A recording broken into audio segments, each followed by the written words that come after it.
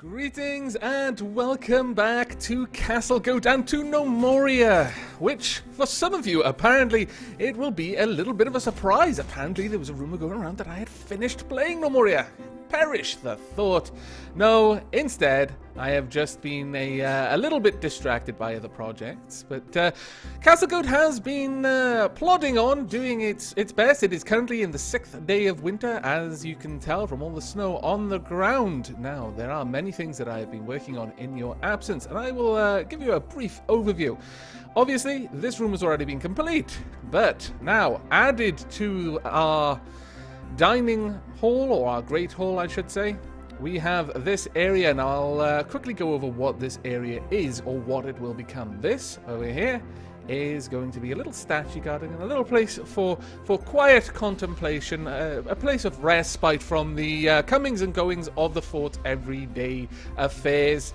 We'll have just high-value statues in there. I'll probably sculpture a little bit, maybe have a little bit of a water feature. Now, this large mess down here, it's very hard to distinguish what's what, so I'll just keep my cursor over the designated area of the Great Hall because it highlights the floor in blue, makes it a little bit easier to see. This, although it's hard to imagine what this is going to be, is the chapel. The two sides of the chapel, I will hasten to add. Again, I don't want to go into the details of how this is going to be set up, but I do have a plan, and there is a reason why there are two sides to it. Some of you, the very, very intuitive ones, will no doubt already have your theories, but I'm going to leave it a little while longer. There is a lot of work that needs to be done in here, as you can imagine. I need to replace all of these walls. Not all of the walls that are currently there, for example, these ones are not walls. They're places where I'm going to have seats and pillars. This area is actually going to be a bit of a water feature, so on and so forth. So the shape you see here, for the most part, these sections are going to be empty, but with furniture in there. There aren't going to be all of these walls. Some of the little walls that are just standing lonesome like that on the edges, they're going to be pillars. Now, the next part that we've been working on, work has continued in the Golem room. In fact, the Golem nursery area is all but complete except for the mechanics, and that's going to be something that we're going to be working on in this episode. We have the Golem nursery stockpile itself, the Golem components already set up. It's currently only set to accept soil, specifically just dirt at the moment, and that's why we've got a little bit of dirt there. Here is a secondary overflow. It's already set up with the sort of trickle-down cascading priorities for hauling from different stockpiles already set up. This one is the highest, well, because this is the secondary overflow, things should come here when the primary is full. And that's why this is now priority 100. The other one is priority 99 and pulls from this one. So in the event that the primary overflow is full, which it has been on occasion, things will start accumulating in here, and when this one gets emptied, this one will pull directly from here. So other than that, the kind of pull chain from all of my stockpiles is preserved. This is a stockpile for coal. Now, I could have a crate down here to store lots of coal, but I don't want to. I just want this to end up being 6 coal. Currently, there's some basalt there, so right now it's only got 4 pieces of coal. But this will be the coal that will run our steam engine, which we are going to be building here. That's why this is tiled slightly differently. And of course, we've got a little resting place for the haulers, who are inevitably going to join our fort. Oh, running off with my coal, damn it! Start, 2 of you! This is not going to be good. Well, eventually we're going to have a lot of coal. I've changed the coal production priorities to make 64 coal instead of 32, so we will always have, hopefully, 64 coal in the fort once things are back where they need to be.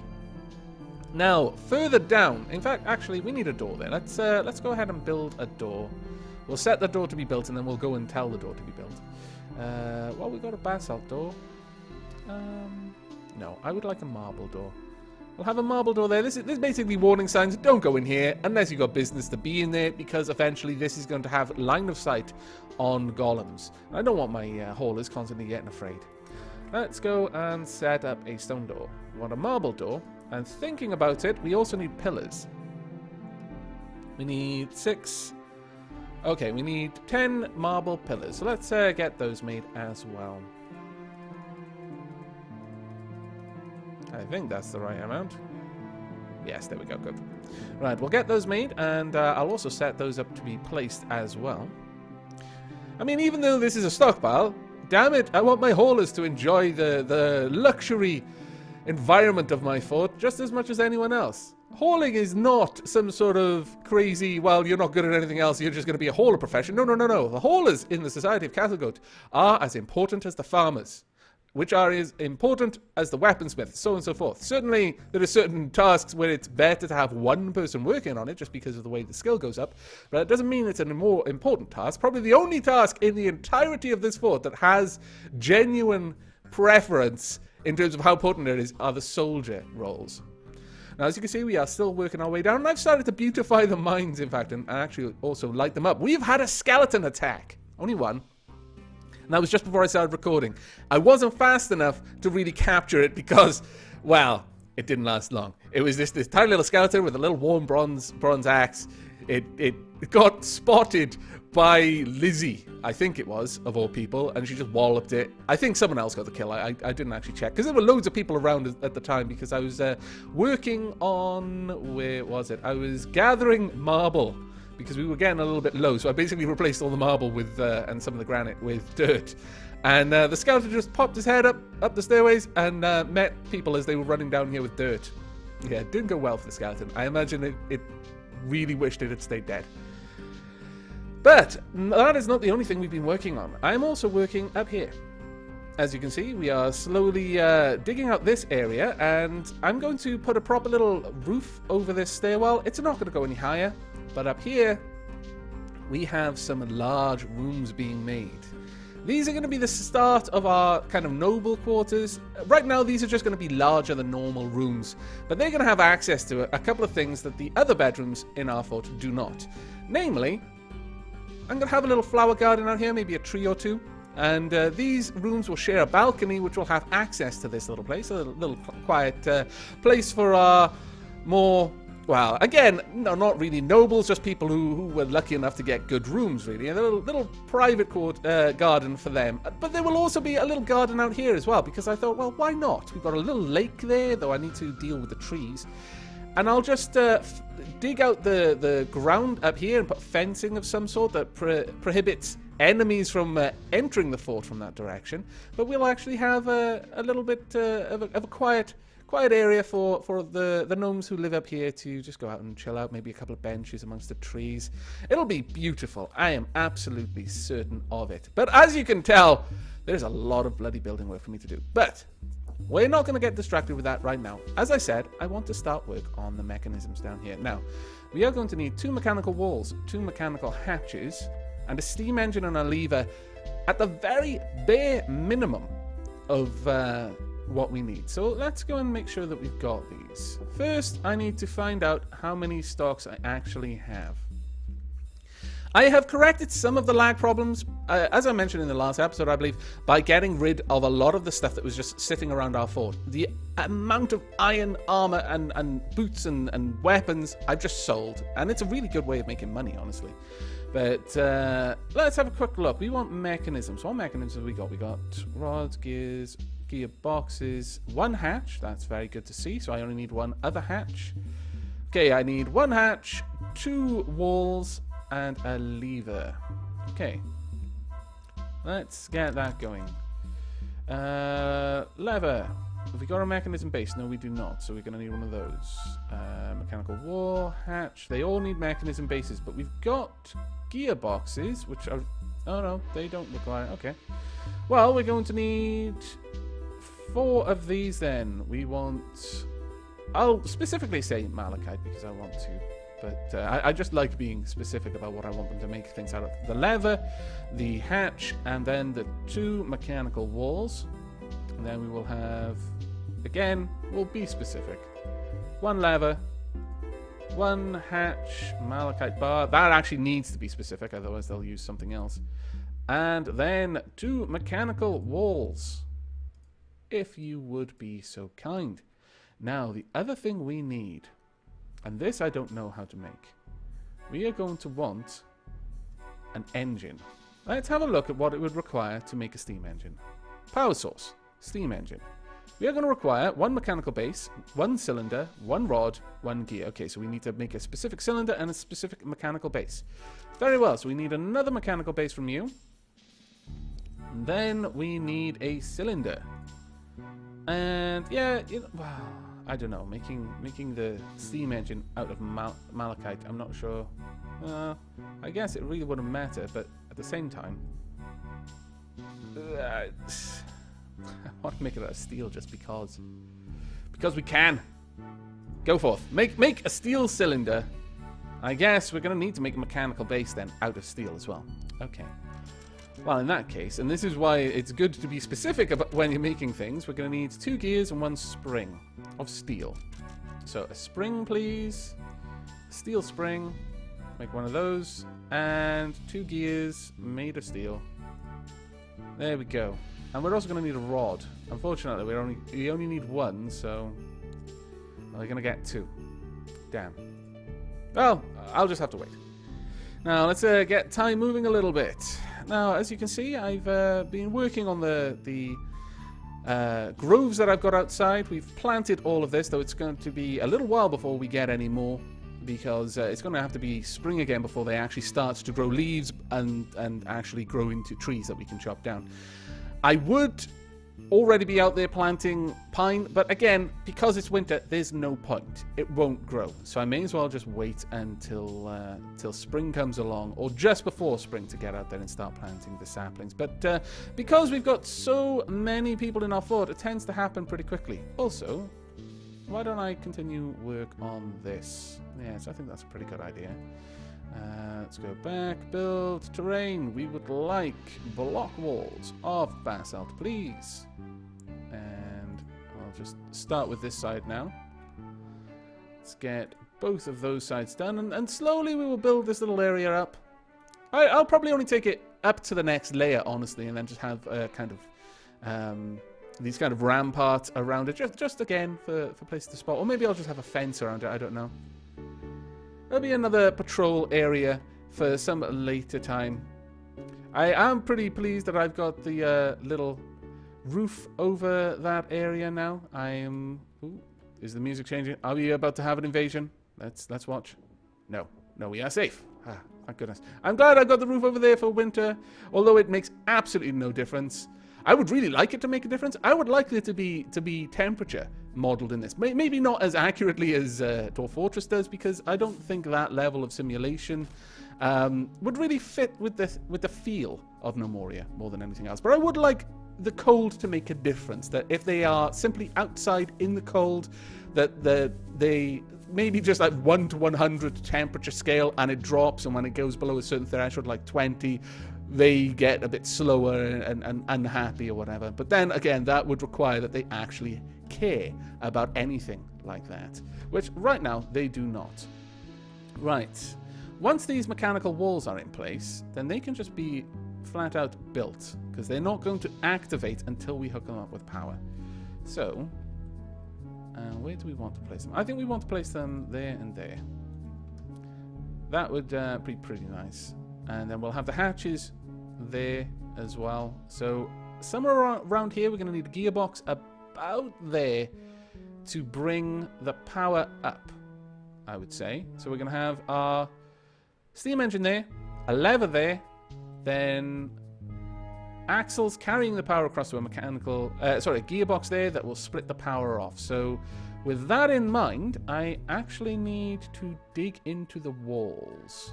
So I'm going to go ahead and deconstruct... Ooh, we've actually got an attack. Well done! Who was it who spotted them? I must give proper congratulations, because you did... Drygwarth, I should have known. Very well done, Dryg.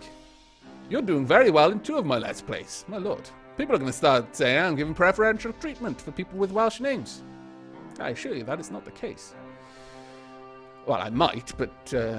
you know, I haven't in this instance. It just worked out that way. But okay, let's get that lever pulled then. Let's see how this is going to go. We've got only a few 2-headed trolls. This is not going to be a particularly hard fight for us at all. Let's just let all of the spotted enemies spam the screen. Is that it? Yes, it is. Fantastic. And there they go. They realize what's happened. Let's pause. Pause. No, pause. I am actually hitting space, trying to pause. Ah, finally. There we go. It has paused. I'm thinking what we need to do here is actually extend this, though. I've been thinking that for a little while, actually. Because this just isn't really catching anyone in a trickle trap.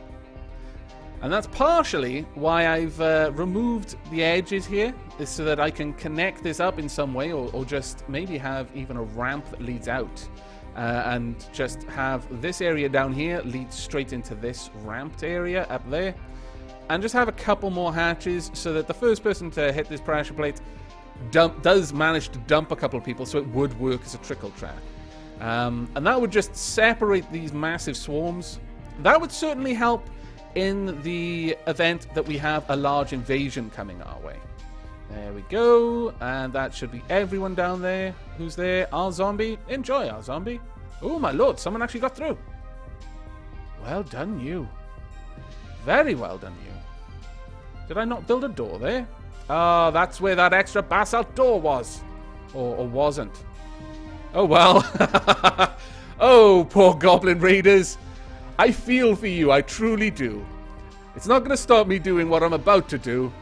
But I feel a certain weight of evilness with I think Dark Aavak is delighting in what is about to happen. There is going to be slaughter, and Dark Aavak approves of slaughter. Now that does bring me on to another point. Is Revocane didn't get to enjoy that slaughter, and there is a very important reason why Revocane didn't. Revocane is no longer the leader of the Ruined Strikers, I believe it was, or it might have been the Might Ringers. No, Might Ringers. Alanora has taken control of the Might Ringers, wrested it from Revocane's extremely experienced hands. Unfortunately, she was able to do this because Revocane is blind. Revocane can't see a bloody thing. So having one of my Pistoliers who can't see, yeah, as you can imagine, doesn't really help anyone. Let me find you, Revocane. There we are, Revocane, sleeping blindly. He is blind. That is it. It's just, he is blind. I noticed it a little while ago whilst we were off camera fighting Mans. Revocane was just missing them all. I was like, well, I'm sure you've got a really good gun skill. And in fact, let me go back there. He really does. But he was just missing everything. It's like, well, why is this then? And then I checked out his wounds. It's like, oh, he's blind. I don't know when that happened. It's quite troubling, honestly. But there we are. It is what it is. And Revocane can no longer see. He lacks the enjoyment of the slaughter because he cannot see the slaughter taking place. Poor old Revocane. Right, let's get the lever pulled and get everyone out there replacing the doors. If we had that door there, then those raiders wouldn't have got through because they would have been stopped at that door. There we are. Let's get that door rebuilt. We'll also get this door rebuilt as well. We don't need to rebuild any of the doors, which is actually pretty cool. Where are you? Brick door. There we go. We'll get that built too. In fact, we may even start on this mechanic project whilst we're here thinking about it. A goblin is already bled to death. Probably because they're constantly being shot. You've lost your helmet somewhere. Probably, again, to being shot. Someone shot the helmet off your head. It's quite amazing that you survived, honestly. Well done you. But as you can see, when it's just a regular invasion wave, our sentinels just have a good time just shooting and practicing.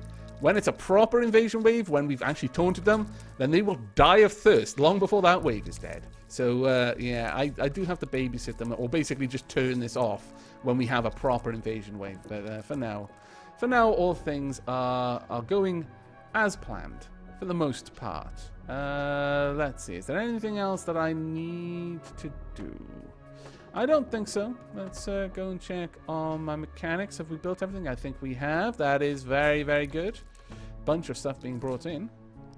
Right, what I would like to see, you're building what I need you to build. Thank you very much. Let's go ahead and deconstruct some of these walls. Now, I'm going to need axles. Well, I'm going to need to deconstruct all of them because I'm going to need the axles.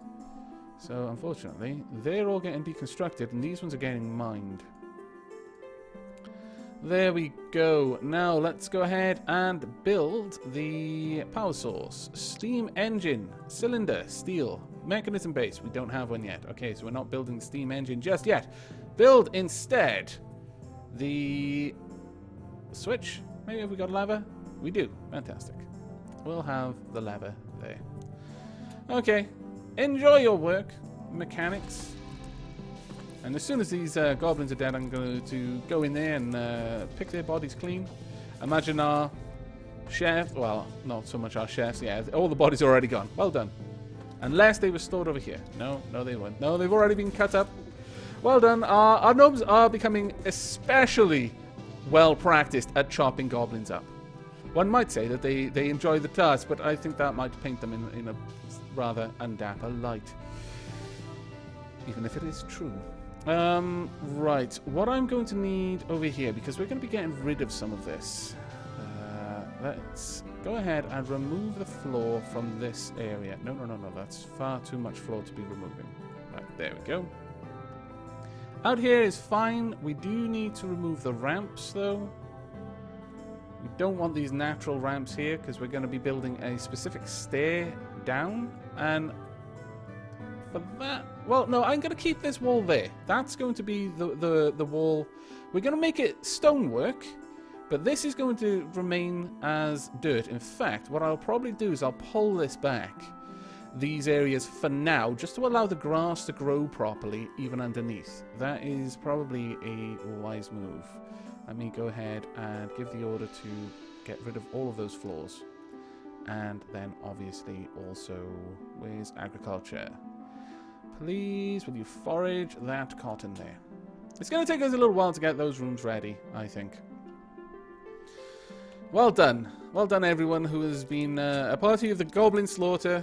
I know it's not in your nature to be cruel, but I am forcing you to do something terrible. I bear full responsibility for any undapper actions that you are required to take as part of your duty as a soldier. There we are. I have absolved you of all sin. You can now be merciless to these goblins without worry. I have broad enough shoulders. I will bear the burden of this sin myself. Right, okay. And next, what we want to do is get down some axles. Actually, no, we want a gearbox. So, remove floor. And remove this floor. Oh, damn it. I keep finding places where I haven't replaced the floor properly. I don't know what I must be doing. I've replaced it all the way over here. Block, marble. We've got plenty of marble. Good. Let's get that done. Oh, I did that in the wrong place. Sorry. False alarm. Could you please rebuild that floor? Damn it. I am messing my gnomes around. I don't mean to. I just want a regular stone basalt floor there. There we go. Now what we do want is... Oh, really? Mance as well. My goodness. Let's get rid of that. Well, on the plus side, have we still got some goblins in there? We do. We've got some two-headed ogres. Fantastic. Let's get the door pulled. Pull the lever, please. We're going to get a lot of spotting while that's happening, I imagine. Or maybe not. Gonna have to pull the lever quickly. Very quickly, in fact. Oh, there we go. You might put it in time. It's gonna be in time. Oh, you were lucky. That was remarkably close. There we go. This should be fairly quick that they'll all be dumped. There we are. Now they can have a nice little brawl down there. Let's get that lever pulled again. I will set up all the doors to be rebuilt. And then we will be in good standing to watch the little gladiatorial combat between the Mance and the Goblins. It's been a little while since we've had the opportunity to do that. I'm kind of looking forward to it, honestly. Right, I'll leave that for now until that lever's pulled. Right, let's have a look. In fact, I think, looking at the time, I will be wrapping this episode up there. So we'll go into slow speed and just watch as the Mance take out the two-headed ogre, or the other way around. Now, before I wrap up, I do want to just address a few things with the Gnomoria playlist itself. And no, before you start to panic, this isn't me leading into saying I'm going to be wrapping up the fort. No. But I am probably going to be putting this Let's Play a bit on a more of a back burner. You're probably not going to see as long of a gap between uploads as the last gap. That really was just an unfortunate turn of events. It was just a lot of work that I had to do. But one of the problems that I'm facing with Gnomoria, and it's a problem that all kind of roguelikes like this face eventually, is that Castlegoat is a successful fort, and that works against it in a way, in that, wow, they are really taking a long time. Well done. The game itself, there's a lot of the same thing, just a lot of waiting, a lot of watching me do something that you've seen me do a lot. And at this point, the projects are large. It's something that Dwarf Fortress players specifically will be very used to. Once you've got a fort to the point where it is realistically not going to fall to something trivial like starvation or just a particularly well-armed attack, the fort itself is more or less self-sufficient. They don't have to put themselves in danger to get anything they need, like farmed goods or anything like that. Then a lot of Dwarf Fortress players will be very familiar with the practice of embarking on mega project, TM. And in a way, this is what the Gladiatorial Pit is. It's a mega project. It is something that I didn't need to do. I did it because it would be interesting to do, much more interesting than watching me just watch them farm, watch them fight, watch them farm, watch them fight, which is where we were. Nothing of what I'm doing right now is necessary. As far as a successful fort, this fort is now successful. Unless I did something wrong, that is possibly send a couple of 100,000 value taunt to the goblins, it's extremely unlikely this fort is going to fall without something like that happening. There are some other things that I haven't encountered yet, like spiders and zombies, and that could cause a terrible cascade of calamities to bring an end to this fort, but we're slowly making our way further down, and we are starting to encounter some of the creatures down there. But there's going to be a lot of waiting between updates. That is what I'm going to start doing now, is these videos, and they have been for a little while, have mostly just been me updating you on progress, bringing you in to see any particular interesting content like fights or when I've sent out taunts, that kind of thing. But for the most part, I'm going to continue having the fort, working on its various mega projects.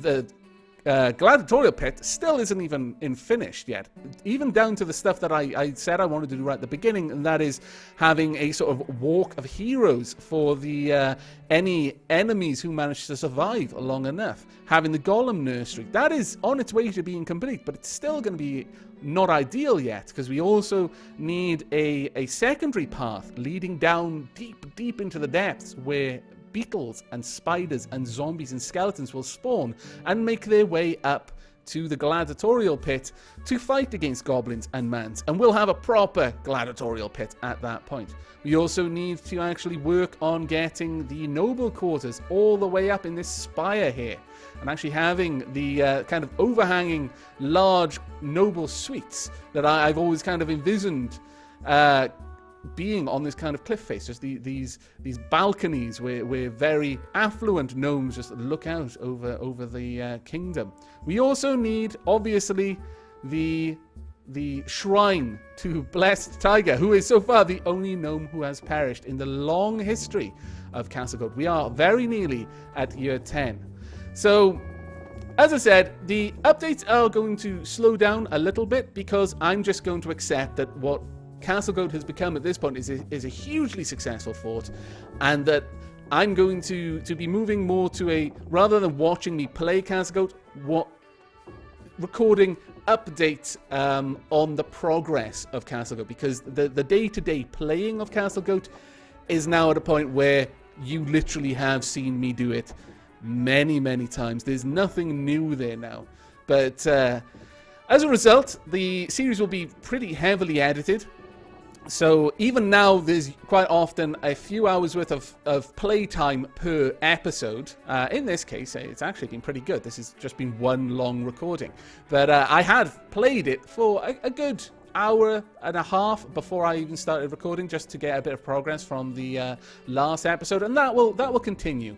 We've got a lot of work to do. There is a lot of stuff I want to do with Castlegoat before I'm ready to say, yes, it has flat out won Gnomoria. I'm going to be wrapping this series up and maybe even starting a new fort with higher difficulty settings. But yes, I thought it would be best to just broach that topic. So for the time being, going on to a bit of a back burner. That doesn't mean like monthly episodes. It probably will be more often weekly episodes, maybe a little bit more than that, maybe sometimes a little bit less, but generally around that kind of that's the target that I'm going for with how often I'm going to be doing the updates. But again, it all comes down to if I suddenly get really busy working on a project and I'm making a lot of progress, then you're going to get more updates a little bit more frequently. But you can start to expect seeing much larger spaces of time passing between updates. So we're just about to enter year 10 now. Perhaps the next one will be the end of year 10. It wouldn't surprise me. But